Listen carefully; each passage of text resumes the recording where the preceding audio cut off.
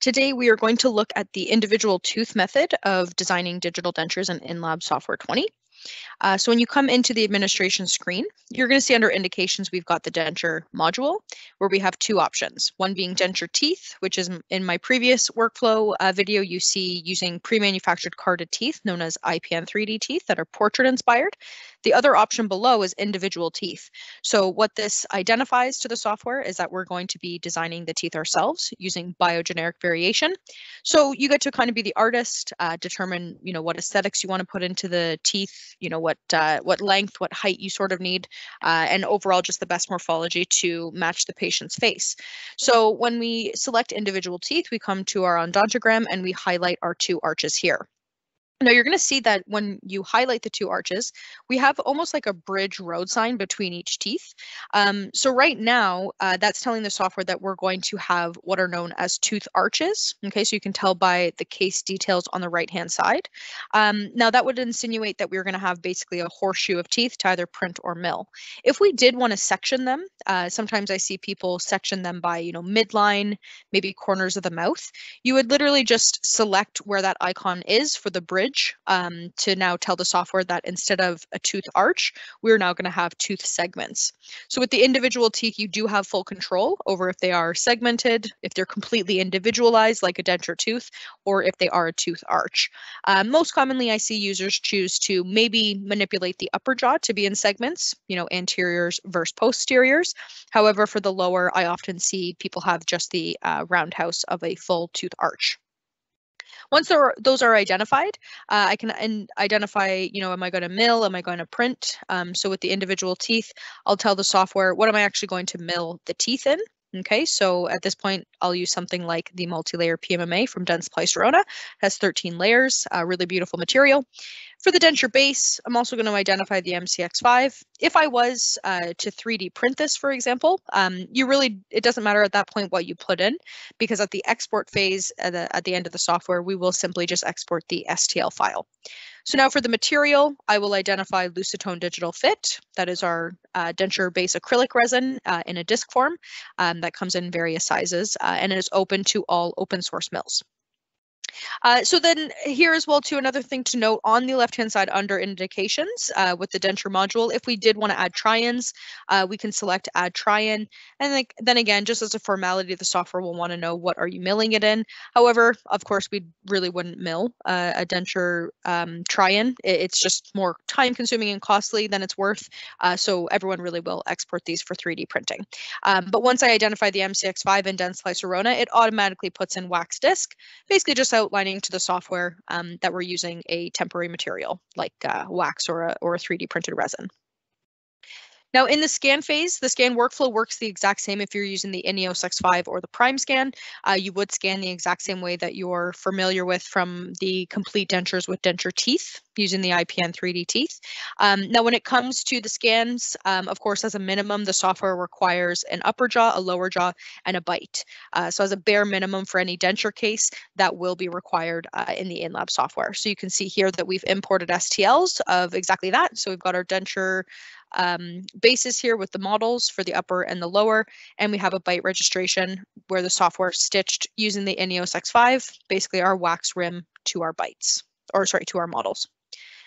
So when we move forward to the model phase, these steps all remain the same from one denture workflow to the other. So there's no differences in how you set up the case in the model phase with each step of the secondary sidewalk along the bottom of the screen.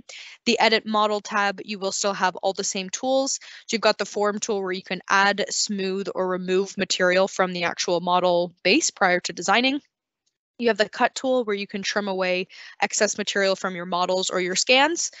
The Replace tool, again, comes in really handy for filling in any small holes or voids, but as well, if this was an immediate case, you can use the Replace tool to virtually extract.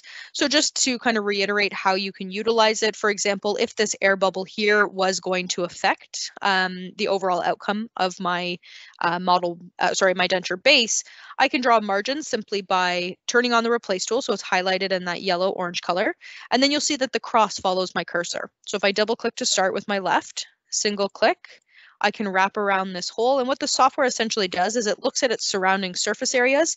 And when I hit apply, it fills in those details to essentially fill in that void. Okay, so that's essentially what the replace tool was created for. However, people were pretty crafty and have now utilized it for virtual extractions as well, if you are doing something like an immediate denture. And then the same thing for the upper jaw. I can select my upper base on the actual lower portion of the screen. And then again, if there was any changes I needed to make to the model physically, I could use my tools to do so now. Sometimes people will ask if there's a way to do a post-dam. Okay, so this was a upper arch, obviously, and I needed to add a post-dam. What some people will utilize is the form tool, and they can turn on the remove option and identify the size of the tool in which they want to utilize it with. So if I wanted to come in here now and create kind of that post dam, I could. But again, you always have the ability, if you put in the post dam prior to scanning, then it'll automatically show up at this point in time for your design. Okay, but you do have the ability to, of course, utilize the remove tool to create that post dam. So normally what I would do if I was creating a post dam, if it was required for that case, I use the remove tool, but you'll find that the remove tool can sometimes be a little bit aggressive with how much it removes. So what I normally do is I continuously hold my left cursor down and just kind of scrub back and forth with my mouse. Otherwise it does get choppy, but then I can go in with the smooth tool and essentially go back and forth with it to just kind of feather that out and smooth the finish to that post dam. So that is one way that you can still adapt that to your models if you didn't prior to scanning. Okay, so you are always able to add that in. And then the reset model tool, that is essentially just if you want to remove any changes that you've made, reset the model back to its original scan. If you hit reset model and apply, any changes you have made to that model that is currently highlighted, the changes will be removed. Okay, so in this case, I've got my upper jaw highlighted. So if I hit reset model and apply, essentially all the work I just did for the post-dam would be removed. Now, the next step of the software, check occlusion, much like in the other workflow with the denture software. If you've seen my video there, you'll see that there really is nothing to do in this particular step. It's really just a way for you to visualize and see that the software has stitched the upper and the lower base based on the STLs, of course, to the wax rim. Okay, so we're really just seeing kind of like this marbling effect, as I like to say, on the intaglio surface of the wax rim to see that it's blended nicely with the model base itself. So the next step here, set model axis. Again, very important step when you are considering it from a denture module perspective. We're identifying things like the midline here, as well as the occlusal plane. Okay, and then you have a midline view, of course, on the upper left as well too. So this is a facial view of it, whereas on the physical model here on the right-hand side of the screen, that's kind of a bird's eye view of the midline. So on the right-hand side first, what you always want to do is with your right cursor, you want to physically pick up your model, okay, and move it around. I always recommend utilizing your upper jaw simply because that's our stationary jaw, of course, and then you can rotate as needed with the left cursor. Okay, and that's on the right hand side of the screen. So I can line up things like my midline, rotate where needed. And then on the left hand side of the screen, with my right cursor, I can physically pick up and move this model if I need to. Okay, so I can always change the occlusal plane angle and things like that, tilt it if I need, increase it, whatever I might need to do per case, I can. And then it's worth mentioning here on the lower left, you see this line right here. That is the profile view of the facial lip support, which is also a bird's eye view of the same line over here on the right hand side. So if I wanted to pull this back a little bit to provide a little bit more space for the facial lip support, I can. It is also worth mentioning, though, in a step coming up, as I mentioned in the previous workflow with the denture teeth, you do have the ability to just identify in millimeters the facial lip support that you require for this patient. So if you do take that during the record taking appointment, you'll be able to identify that directly in the software. So then the next step here, denture baseline. The software does try to find the model base edge. Sometimes it does an okay job. Sometimes, you know, as the clinician or the operator, you really will have to do it yourself. So you have the ability to either edit what the software has proposed with edit line or drag line. Okay, drag line obviously being that you can physically drag a surface area. So to give you an example with the drag line, when you come over to your model itself, you can see that my cursor is highlighting a certain area of that baseline. Now, if I want to increase how much surface area I'm actually dragging, if I hold my right cursor on my mouse and move my mouse up and down physically, I can grab more of a surface area. So let's say I want to pull this portion in a little bit, I can. Now, there's no right or wrong in which tool to use in either the drag line format or the edit line format. I find everyone's a little bit different. I personally prefer edit line. I'm just a little more efficient with it, but it is operator preference. So at this point, I'm just double clicking on the existing line with my left cursor, and then the single clicks will help me to tag down that line and curve it. And then I can line up wherever I need to with my denture baseline. Okay, so now I can come here on the lingual aspect and touch up any of the lines here.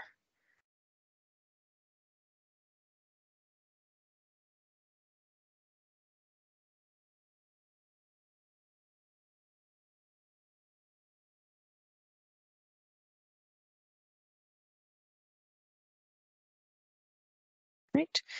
Now, if ever, I always do recommend, if ever the software doesn't pick up one of your mouse clicks, you'll see that it kind of dips almost underneath the model. I always find that I recommend just kind of fixing that. You might get errors in the editing of the denture base step. So it's certainly helpful to just ensure that each click is captured. So I'm going to do the same with my upper jaw now. So I'll make edits where I see fit. So here, now obviously I can come behind the post-dam.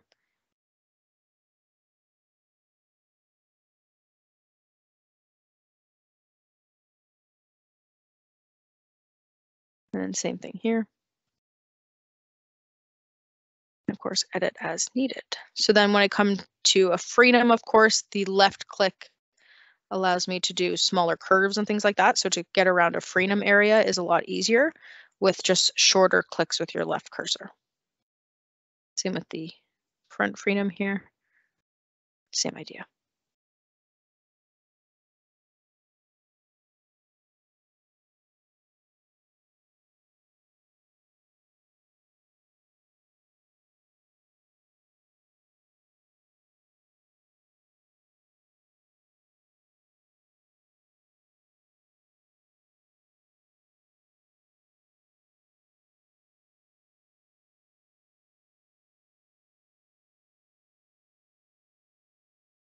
All right, so once you have your two denture baselines, you're ready to proceed to the next step.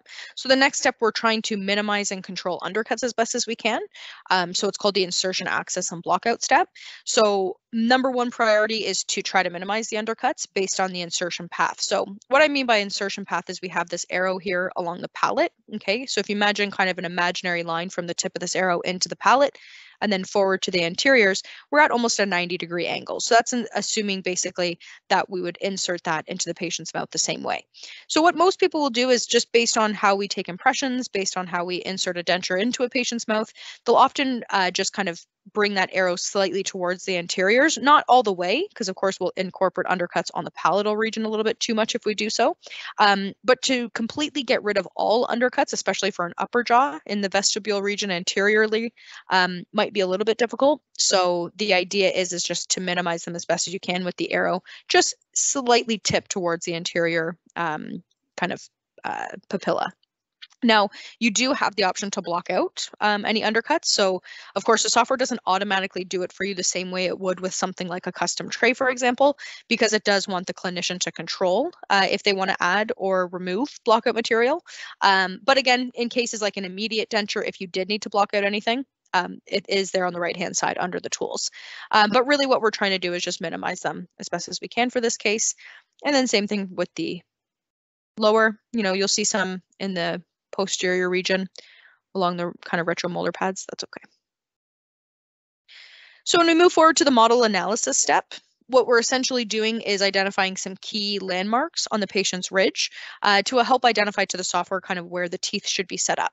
Now, one thing I mentioned in the previous workflow using the IPN 3D teeth is this help tool.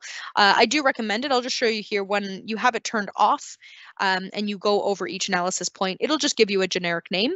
However, when we turn on the help tool and hover over the same point, now not only will we have the name, but we'll have a full diagram and description of exactly where the software wants us to place these particular model analysis points. So again, super, super helpful when it comes to this workflow in order to, of course, have a better overall tooth setup in the next step of the design software. So you just change these points as you see fit. Now for the upper jaw, I was mentioning that if you did need to put in the facial lip support in millimeters, an additional step is the edit labial limiting plane. So if I click on that right now, it says 6.9 millimeters currently. So where it got this number was based on how I set it up in the set model analysis step a few steps prior to this. However, if I had a physical number, I could now plug it in here. Or what some people will do is they might turn on their Byte registration, which sometimes is an existing denture if you are using the reference denture workflow. So what you have the ability to do now is physically see exactly, do I need to bring this distance to the papilla out a little bit more? Do I need to bring it in a little bit more? So you are able to, of course, control those measurements as you see fit. But that is just a couple tips and tricks that you can utilize should you need to change that number.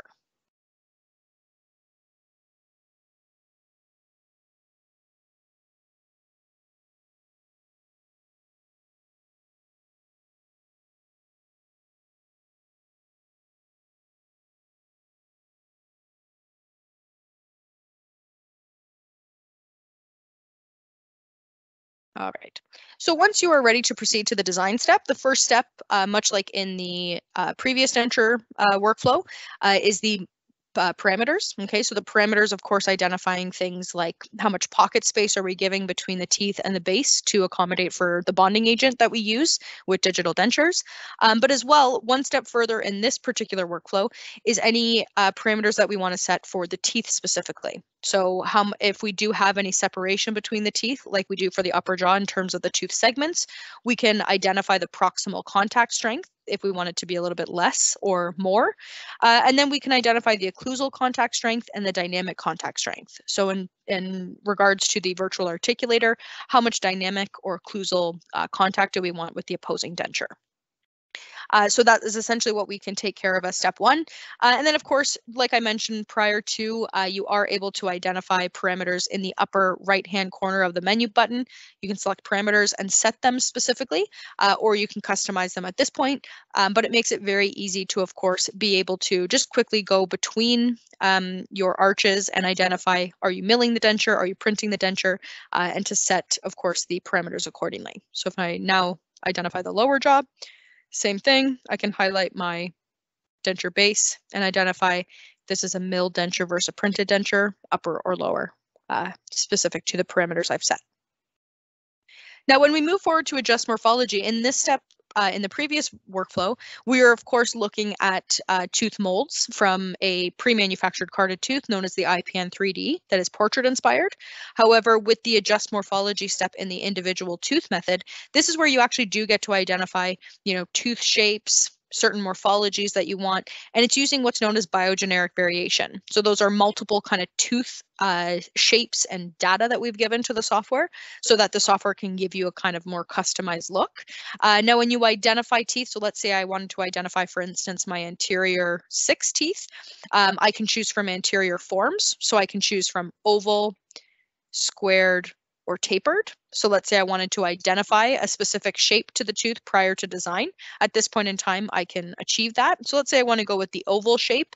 I'm now telling the software I want to identify my tooth mold as more of a oval shape. Okay, so again, you can kind of just go between and change those. But I do want to show as well too, when it comes to, let's say we want to isolate just the upper jaw at this point. When it comes to the biogeneric, another identifier that you can do is with the biogeneric variation tool here, if you increase or decrease this tool here, you'll see that it changes the actual morphology of the teeth. It changes the anatomy detail level and things like that. Okay, so at this point in time, you have full control to be able to identify changes if you need to, which is kind of nice. Okay, so at this point, I'm going to bring my upper jaw back, or my lower jaw, sorry, back. And I can move forward to the next step of the software. Okay, now a couple other details too. Sometimes what people will do is they might use the change tooth tool. So let's say you are looking to remove a premolar and have 2 molars and then one less premolar. What you could do is you could use the change tooth option and identify that your 1.5 is actually your 1.6, for example, and that your 1.6 now becomes the 1.7. And then in the next step of the software, in positioning, we can physically remove the actual 1.7 and 2.7 in this case.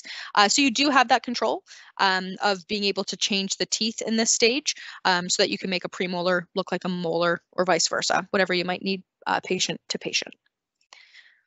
So in the positioning step, exactly as the name would suggest, if we need to change the position of the teeth, you can do so in this step. However, what some people will do as well too is they can add or remove the second molars. So in this particular case, I'm going to go ahead and remove my second molar. But what I typically do as step 1 in this software is I will actually identify here in the positioning step is I like to actually identify and select harmonic setting. I find that it just nicely closes up kind of any gaps that might be present between teeth kind of posteriorly and anteriorly. So if at this point you want to physically move the teeth, now what I do is I hold my shift key on my keyboard, I identify upper, lower, left, and right, and then basically I select linear. Okay, linear is an important option here because what we can do at this point is we can bring this forward. And then I can move all my teeth. Now, linear is super, super important at this point because what it's doing is it's identifying that all the teeth are grouped together. Okay, so in order to get a better proposal and kind of, again, being able to shift them more uniformly, that's always more ideal. Okay, so that's the best at that point. So then basically here at the edit element stage,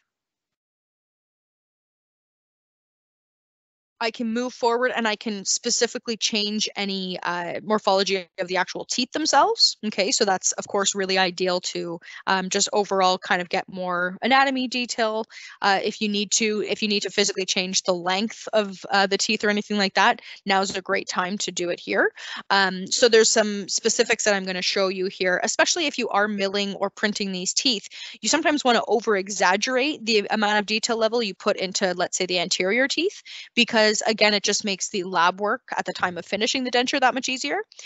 So to give you an example here, so we have our initial tooth setup, okay, and the teeth now, they don't have the same kind of open root that we see here, but they do have a fake root. That still will change once we get to the finalized step. The software will instead adjust it to have like a neck of the tooth similar to a regular denture tooth. But essentially what we do here in this step is we want to identify any changes that we want to make to the physical teeth themselves. Do we need to change the shape? Do we need to change the length of them? Do we want to adjust any contacts with them? Do we want to move any of them? So if you wanted to kind of identify more specific aesthetics by, maybe tilting a tooth or rotating it slightly, if a patient wants to almost mimic natural teeth with a little bit of like, specific kind of qualities to it.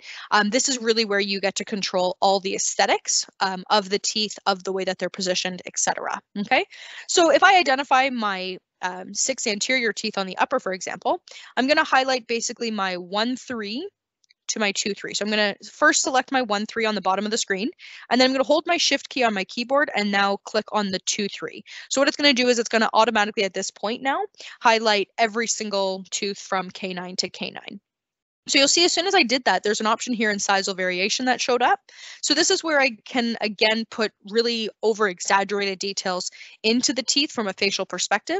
But again, what it actually really helps do is it identifies kind of less work at the time of finishing, because by the time you're polishing and things like that, a lot of the kind of over-dramatic look of these variations will kind of soften up, and at that point, just add more depth to the teeth so that a multi-layer PMMA really shines through in terms of its multi-layer qualities with, incisal translucency, gingival staining, or if you are 3D printing a tooth, let's say something like a Lucitone digital value material, which is tooth shaded resin for 3D printing, at that point, you'd be able to really kind of trick the human eye into thinking that there are more aesthetic qualities about that tooth as opposed to an economy tooth that's one shaded. So it is really quite remarkable what you can do just with the anatomy that you put in at this time of the software. So With variations, we have 1 through 6. All of them are similar but slightly different to each other. So 1 through 4 all identify basically the facial aspect, kind of from a third of the tooth all the way up to 2/3 of the tooth to kind of the gum line. And it basically adds kind of like a depth and kind of like a more of like a mamelon sort of look. With the variations 5 and 6, we're identifying striations along the gum line. So again, just adding texture to the teeth so that they don't look so flat once they're fabricated. So with variation 1, you'll see right now it's at 0%, but as I increase this number here with the strength, you'll see that I'm starting to add depth kind of a third up the tooth. Now at 100%, that would be very aggressive, so probably a little bit too much. However, at maybe 38%, while that might look like quite a bit of detail level, it's really not once you take into consideration polishing and finishing of this denture tooth. So at this point, what I've done though is I've added a lot of depth and characterization. So variation 2, much of the same thing, just a little bit further up the tooth. But I'm going to skip to variation 3. So you don't have to have every single variation, but you can apply as many as you'd like. So now with the strength, I'm going to increase again. And you'll see that with the variation 3, it goes further up the tooth towards the gum line. So again, at 100%, very aggressive. So I might bring that down to maybe, 30 to 20% or so. So let's say about 27%, again, adding nice kind of characterization. Right now, because I've got the denture blown up about 80 times the magnification, of course, it looks quite aggressive. It looks, very kind of in your face aesthetically. But again, once you have it milled or printed and you're polishing and finishing, those really do soften up, but you've added a lot of texture qualities to this particular tooth. So now let's say variation 6, maybe I want some striations along the gum line. As I increase that again at 100%, very, very aggressive, you probably wouldn't want that much. But again, just adding maybe 27% there to the strength, hitting apply. I'm now applying just kind of that characterization. So again, it's just the way that the software will then help the mill kind of capture more texture qualities to these teeth, or again, the printer as well too, just to, again, give better aesthetics overall. So then if I want to do the same with the lower arch, I can just remove my upper jaw at this point. And now I'm going to do the same thing. I'm going to highlight my 4-3, hold my shift key, select my 3-3. And now at this point, I'm able to add some incisal variation again. So variation 1, the strength, if I want to increase the strength at this point, maybe not as aggressively as the upper because this is still the lower arch. But again, you can kind of put all the aesthetic qualities that you want into it to, again, just add that depth. So with the edit element tool, kind of some of the other tools to consider here, we of course have the form tool where we can add, smooth, or remove material from the tooth structure. We can move and rotate. So let's say we did want to just kind of tilt one particular tooth. This is always the better time to do it as opposed to the previous step that we were on, known as positioning. And then if we did want to just specify, a certain tooth where we wanted to, decrease the shape of it, or maybe kind of make it a little bit shorter than the others, you can use the shape tool with individual or anatomical and physically move the actual surface area of that particular tooth. So let's say, for example, I'm just going to highlight the 2-2 to show you. But with individual, I can use the size tool on the right-hand side there, or hold my right cursor and move my mouse up and down to take care of certain surface areas. And then if I wanted to, let's say I wanted the incisal edge to decrease or increase, again, I can do so with the shape tool. Okay, so that's kind of what those tools do there. The recalculate, that will give you a new proposal for the tooth. So let's say you've made too many changes, you just kind of want to reset. If you hit recalculate and apply, it'll reset now one particular tooth that you're highlighting. So if you did want to highlight, of course, the entire arch, you'd want to click on, let's say, for example, the 3-6, hold your shift key, select your 4-6, and now that would highlight all of the teeth here for the lower arch. Okay, so you could hit apply and get a new proposal for each tooth. So that's basically the edit element stage. Again, all it's focusing on at this point in time is the denture teeth specifically. When we move to the next step of the software, all the options to edit the teeth will be removed. Okay, so now with the edit denture base step, exactly as the name would suggest, we are only at this point identifying any changes that we want to make to the denture base from a function perspective, from an aesthetic perspective, and as well from a minimal thickness perspective. So the software will identify any areas where minimal thickness might be a concern for this particular denture and allow us to apply any changes that we need to.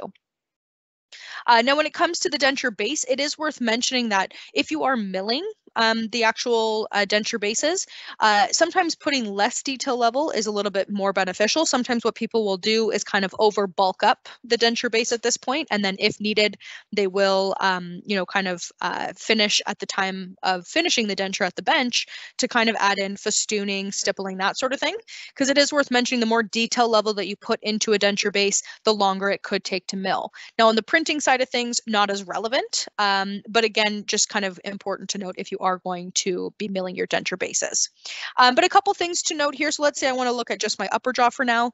If you did want to soften things up, maybe the kind of embrasures and papillas are a little bit too kind of intense, something like the form tool can come in handy. What I typically like to start with is the add tool, and any area that the software has identified this light blue on the denture base, that's essentially minimal thickness. So that's telling me that in those areas, it is just a little bit thinner. Okay, so it is kind of recommended that you kind of just bulk up those areas so that you don't have an issue with, denture breakages or anything like that, because you always want to make sure that you follow the manufacturer's recommendations based, of course, on what's recommended in terms of minimal thickness for that particular material that you're going to be manufacturing out of. Okay, so I'm just going around any area again with the blue. I'll just kind of fix that up.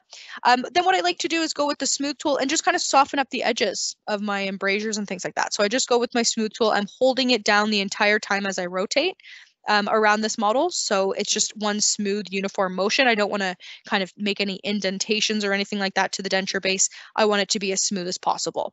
So then when I come to the palate area, again, this kind of ridge here, that's kind of just protecting the socket space. So what I sometimes do is I'll hit the add tool, I'll kind of over bulk that out initially, and then I'll go in with my smooth tool and kind of smooth it and soften that edge a little bit. But I want to add material first so that I'm not, again, incorporating too many minimal thickness areas. Now, if you do notice minimal thickness in the area where the sockets are, that's pretty standard often. Okay, don't be too alarmed if that happens. That is usually where a digital denture has kind of some thin points, because again, you are relying on a chemical bond with either fused materials with the Lucitone digital print or our high impact pour acrylic resin. So it is going to strengthen it by the time you do, of course, add in your teeth at the finishing point, but it is one way to kind of take care of that. Sometimes people will say, okay, well, what if I am printing this, or what if I do want all the kind of bells and whistles in terms of the aesthetics for this denture base? How would I go about adding, festooning or stippling? For example, festooning, a lot of what people will do is hit the add tool, and they might make the tool roughly the size of how the root would be for that particular tooth. And then I'll just go right up with the add tool, right up that tooth to kind of, again, pronounce that area, make it a little bit more aesthetic there. But if I wanted to avoid this, if you particularly like a smoother finish to your dentures, that also works as well. Okay, but then here with my smooth tool, I can make it really large and then just smooth over kind of all aspects here to soften that up. Now with stippling, what people would typically do is they'll use the remove tool. And at this point, they'll make it really, really small.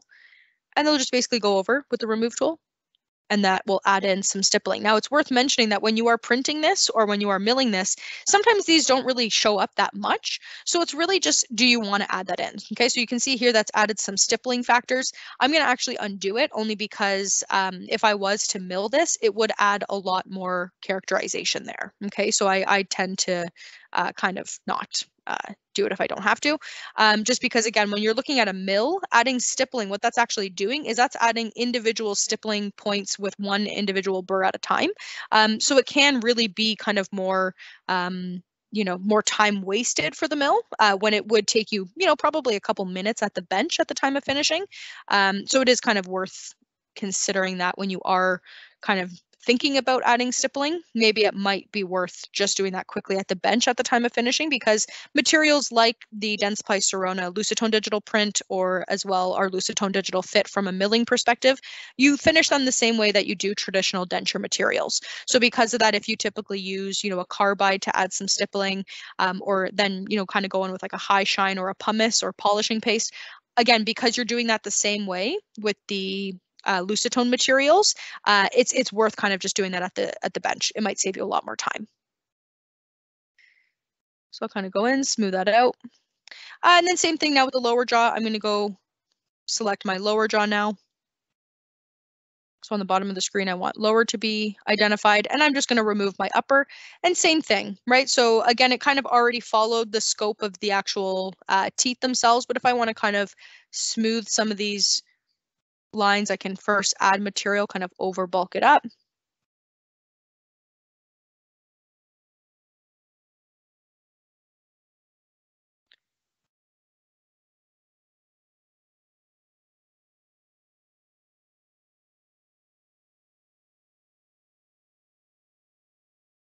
And I'll basically just use the add tool, kind of over bulk up the material here if I need to, and then go in and smooth to refine and soften up these areas. But again, just adding material first so that I'm not kind of re-adding minimal thickness areas that poke out. So I'm just going to kind of soften this. And again, I always recommend holding down the cursor when you're using something like the smooth tool. It just gives you a softer, more uniform feel to it. And it definitely just helps overall with the aesthetics.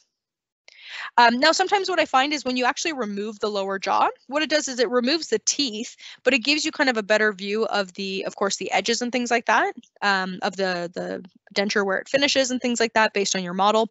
So sometimes it is beneficial to remove it just so that you can soften up those edges if you need to. And again, also have a better view if there was any minimal thickness areas that were going to be of a concern. So I'll bring back my upper and my lower jaw. Now, once you're happy with your denture bases, okay, you're happy with the aesthetics, you're happy with where your teeth are positioned, you can move forward to the next step here, which is known as edit denture connector. So the denture connector being any area that we have the teeth bridged together, essentially. Okay, so for my lower jaw, for example, I have all the teeth bridged together as a tooth arch. And then for my upper jaw, I have them segmented, right, in posteriors versus anteriors. So at this point in time, we can actually edit the connectors that are between the teeth to either increase the surface area, so bulk them up, or bring them down in size too, if we needed to. Now, sometimes what people will be concerned with is aesthetics. You know, they'll say, you know, Michelle, will the actual connectors be that pronounced so that the patient really can see that their teeth are splinted together? You'd actually be surprised. It's not too bad because what ends up happening is when you're bonding the teeth to the base, a lot of the materials for the bonding, okay, either the fuse or the HIPAA materials, they actually kind of go into those crevices, and then you can always add composites or acrylics to fill in some of those details. So aesthetically, I'm always quite amazed. Now, this message often comes up. Again, it's just the software being kind of overly cautious, overly protective of your work. I normally, if it does say anything about the insertion depth, I usually just say continue, okay? Because again, we're relying on a really strong chemical bond between the teeth and the base, but it's just letting us know that the socket might be a little bit smaller if needed in certain areas. But essentially what you want to do at this point in time is you want to kind of go around your arches and you want to see if any of the connectors are showing up in pink. If they are showing up in pink, that would insinuate to us that they might be a little bit insufficient in terms of the strength or the thickness of them. So at that point, you can use items like position connectors where you can reposition the connector. So I'll just show you here in the anterior region. If I select the connector between the 4-1 and the 3-1, I can position them so I can physically move it, the actual connector. I can scale it here on the right-hand side, so I can actually make it larger or smaller. I can change where the connector lines are by either dragging or editing the lines, similar to how I drag or edit with my denture baseline. Recalculate if you, again, want a new proposal, you can, or you can use the shape tool or the form tool to add material or remove material to, again, just increase that surface area. Now, any areas like, let's say, for example, the upper jaw, if I select my upper jaw on the bottom of the screen here, so now I'm editing the upper, any area on the bottom of the screen that you see this kind of line between the teeth, that's telling us that there is no connector there. And of course, that's because in the administration, we identified tooth segments. So I separated the midline and in this case, the corners of the mouth at the posterior region. So because of that, it's just identifying that those teeth do not have a connector between it, so there's nothing to edit. So again, I can edit any of the ones that I see here should I need to. Okay, but again, all of them are showing up in white, so I'm content with these connectors in particular. Now I'm going to move forward to the finalized phase. In the finalized phase, much like when we were doing the denture tooth workflow using IPN 3D teeth, essentially what the software is doing at this point is it's generating the necks of the teeth and the sockets for those teeth on the actual denture base. So it might kind of give us these messages here. So it's going to say the proximal contacts between tooth 2-1 and 1-1 are protruding. This may avoid the insertion of the tooth segments. Shall the protrusion be reduced automatically? So if you select yes, the software will automatically reduce those protrusions so that your bonding of the teeth goes a little bit smoother and you maybe don't have to do any adjustments at the bench. If you select no, it just means that you might have to, fine tune something there. So you can choose yes or no. Sometimes I will choose yes, and it might give me an error where it won't generate the bases. So I might just go back and select no that time. And then if I have to do work at the bench, I have to do work at the bench. That just sometimes happens based on the design.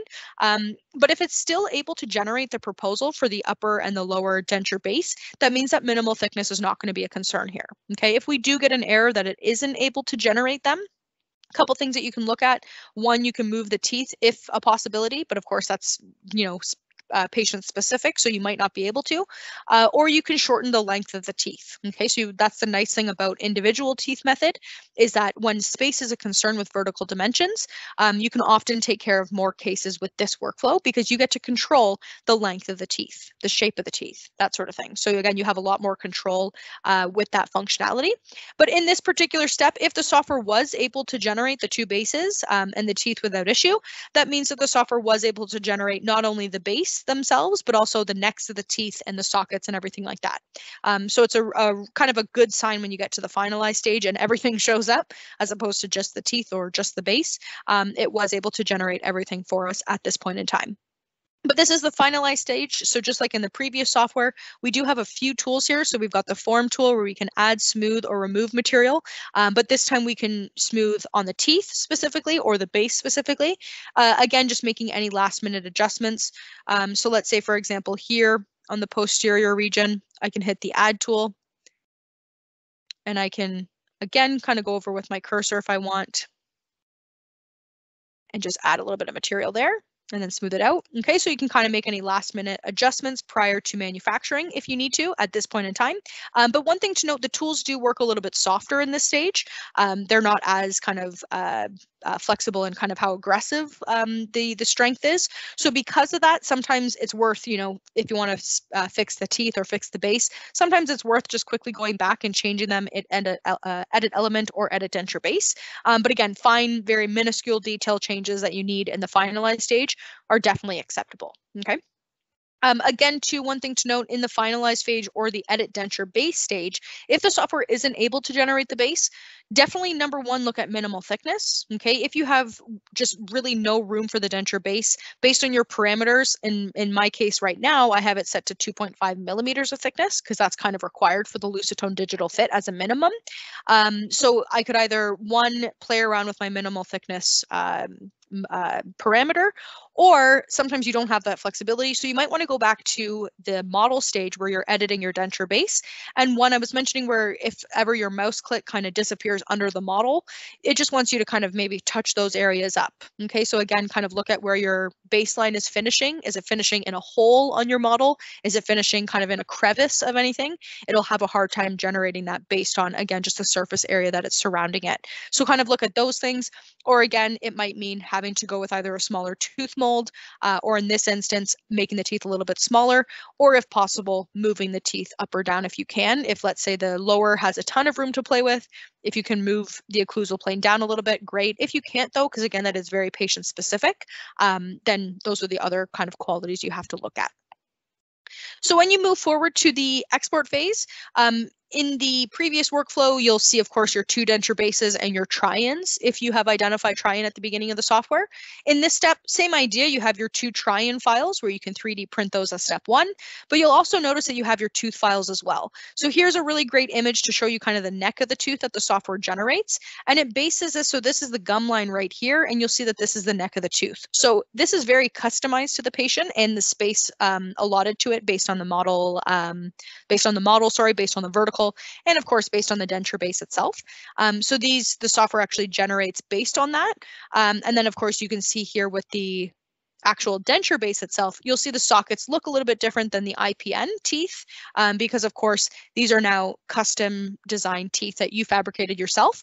So you're able to see exactly that the sockets are going to look a little different tooth to tooth, simply because the surface area might be different on the tooth. Okay. So you can export to InLab CAM if you are milling in the MCX5, or you can export at this point to STL to be able to, of course, 3D print or mill in a third-party system. So that's been the workflow for the individual tooth method. Okay, again, this comes in really handy when space is a concern, because you do get to control, of course, the size and length of the teeth. So because of that, always a good workflow if you are doing something like an immediate denture, for example. And again, a great workflow as materials improve for milling teeth or printing teeth, being able to, of course, control the design of the teeth yourself in terms of morphology, like I was saying, length and shape and things like that, to really customize for your patient. So when you are milling the teeth, I recommend something like the Dentsply Sirona multi-layer PMMA. It's got 13 layers built into it, so you'll get really great anatomy kind of details in terms of fluorescences and opalescences with the multi-layer built into it. So again, incisal translucency, kind of gingival staining. So it really makes less work at the time of finishing. And then if you are printing a tooth in kind of a more of an economy setting, the Lucitone Digital Value by Dentsply Sirona comes in various tooth shades, the most popular kind of A to D shades.